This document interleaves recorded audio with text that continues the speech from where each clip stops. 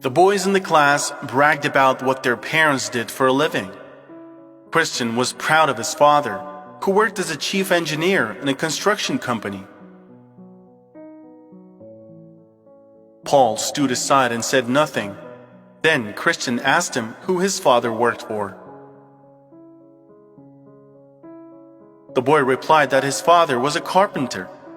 Christian joked, saying that while his dad was designing bridges and houses, Paul's dad was carving out Pinocchio. All the children laughed. When Christian returned home, he wanted to tell his parents about it. He overheard their conversation.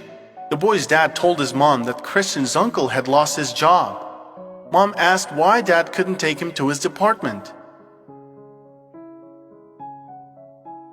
My department needs a design engineer, and Bill is a driver.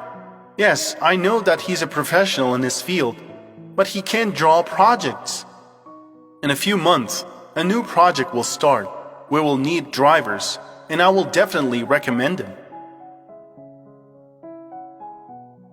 Christian decided that it wasn't the right time for telling the joke and went to his room. A week later, Christian's dad was picking him up from baseball practice. They stopped for pizza, and everyone was in a great mood. Dad and Christian were in the car when a large garbage truck pulled up in front of them. A man got out of it, pulled out bags from the trash cans of the pizzeria, and loaded them into the truck. Christian's dad honked and waved his hand at the man. He smiled and waved his hand in response. Christian recognized Uncle Bill, whom his parents had been talking about a few days ago. The garbage truck left, and Christian asked his father why his uncle was driving a garbage truck. Dad explained that Uncle's shipping company had gone bankrupt. He was working as a garbage truck driver temporarily, but soon Dad would take him to his company because good drivers are important in construction. Christian remembered this story from school and told his dad.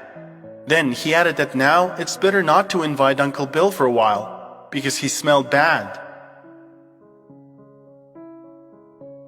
Christian expected his dad to laugh and praise him for his excellent sense of humor, but Dad became gloomy. He put his hand on his son's shoulder and said sternly, "Never, do you hear me? Never insult a person for honest work. I also used to wash dishes to feed myself. Everyone's fates are different, and any honest work is important and better than stealing. Do you understand?" These words were engraved in Christian's memory for life.